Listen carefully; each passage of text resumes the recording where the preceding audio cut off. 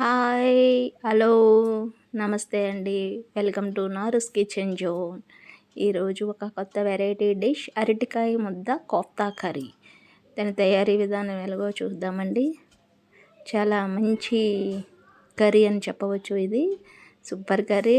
చపాతీతో కానీ, రొట్టెతో కానీ, అన్నంతో కొంచెం రసం వేసుకొని కర్రీ కలుపుకొని తింటే ఉంటుంది. నా భవిష్యత్తు ఇలా ఉంటుందండి. కర్రీ చాలా బాగుంటుంది, చాలా సింపుల్ కూడా. ఇంకా దీని తయారీ విధానానికి వెళ్ళిపోదాం. ముందుగా దీనికి కావాల్సిన పదార్థాలు ఒక 2 మీడియం సైజు అరటికాయలు, పచ్చి అరటికాయలు అండి అవి. పచ్చి అరటికాయలు, ఒక 4 టమాటాలు, ఒక 5 పచ్చిమిర్చి, ఒక ఆనియన్, ఉల్లిపాయ, ఒక చిన్నది అల్లం ముక్క. ఇవన్నీ కూడా సన్నంగా పొడవుగా ముక్కల్లాగా కట్ చేసుకోవాలండి. అలా అరటికాయ కూడా కొంచెం మీడియం సైజులోనే ముక్కల్లాగా పీల్ చేసేసి ముక్కల్లా కట్ చేసి వాటర్లో పెట్టుకోవాలి. చిన్న సాల్ట్ వేసే వాటర్లో.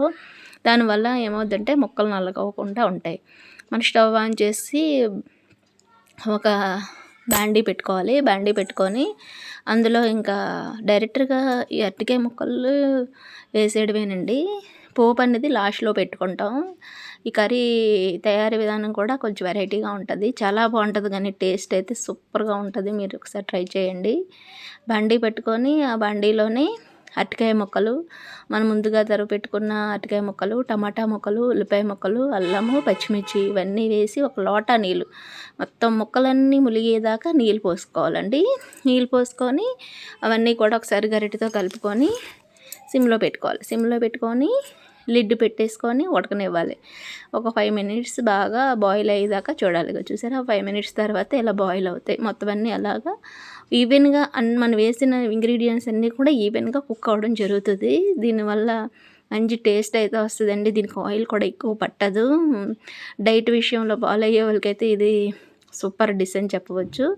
అయిన తర్వాత ఒక స్పూను లిటిల్ బిట్ ఉప్పు, కారము, అలాగే పసుపండి. లిటిల్ బిట్, ఎక్కువ అవసరం లేదు. ఎందుకంటే మనం ఆల్రెడీ పచ్చిమిర్చి యాడ్ చేస్తాం, లాస్ట్లో మనం పోపు కూడా వేస్తాం కాబట్టి దానికి చూసుకొని తగ్గట్టుగా కారం, ఉప్పు లైట్గా చిన్న స్పూన్తో వేసుకుంటే సరిపోద్ది. అలాగే కల్లుప్పు వేసుకోవాలి. వేసుకొని మళ్ళీ లిడ్ పెట్టి అలా కలుపుతూ ఉంటే ఆటోమేటిక్గా 75% మన కర్రీ అయితే కుక్ అయిపోయిందండి. చూసారా, మెత్తగా అన్నీ కూడా ఈవెన్గా ఉడికిపోవడం అయితే జరిగింది. మనం ప్రజెంట్ ఇన్ని మసాలాలు, ఇన్ని ఇంగ్రీడియంట్స్, ముద్ద పేస్ట్లు అన్నీ ఏమి వేయలేదండి. కడుపు కూడా చాలా మంచిది. ఈ రోజుల్లో ఎక్కువ మసాలాలు అవి ఇవి తింటే కడుపుకు అల్సర్లు, గ్యాస్ట్రిక్లు వస్తున్నాయి కాబట్టి ఇలా చేసుకోవడం చాలా ఈజీ కర్రీ. సో చాలా ఇంట్లో తక్కువ ఇంగ్రీడియంట్స్తోనే ఇవి చేసుకోవచ్చు. ఇంకా అది అలా ఉడుకుతుండగానే పక్కన స్టవ్ ఆన్ చేసి దానికి కావాల్సిన పోపు దినుసులు ఇవన్నీ జీలకర్ర, ఆవాలు, కరివేపాకు, శనగపప్పు, వెల్లుల్లిపాయ ఇవి 5 తీసుకొని, ఇంకా ఉల్లిపాయ అవసరం లేదండి, ఆల్రెడీ మనం ముందు వేసాం కాబట్టి. సో బాండీ పెట్టుకొని బాండీ వీట్ అయ్యాక ఒక స్పూన్ ఆయిల్ వేయాలి. ఆయిల్లోనే ముందు పోపు దినుసులు బాగా చిటపటలాడిన తర్వాత ఇదిగోండి 3 ఎండుమిర్చి, కరివేపాకు, ఒక 4 రెబ్బలు కరివేపాకు, అలాగే వెల్లుల్లి కూడా వేసుకొని దోరగా సిమ్లో పెట్టుకొని వేయించుకోవాలి. మనం వేయించుకున్న పోపు మంచి సువాసన వస్తుందండి. సువాసన వచ్చేదాకా అలా సిమ్లో పెట్టుకొని వేయించుకోక, ఇక్కడ చూసారా కర్రీ రెడీ అయిపోయింది ఆల్మోస్ట్. చూసారా, వాటర్ అంతా మనం వేసిన లోటా వాటర్ కూడా అబ్జర్వ్ అయిపోయి దగ్గరికి వెళ్ళిపోయింది. సో మన ముద్ద కూర రెడీ అయిపోయిందండి. దీన్ని మనం డైరెక్ట్గా స్టవ్ ఆఫ్ చేసేసి మనం ముందుగా వేపి పెట్టుకున్న పోపులో డైరెక్ట్గా దీన్ని డిప్ చేసేయడం. ఇలాగా జస్ట్ మన సౌండ్ వచ్చి ఇలాగ వేసామనుకోండి, మన కర్రీకి టేస్ట్ అయితే సూపర్గా వస్తుంది.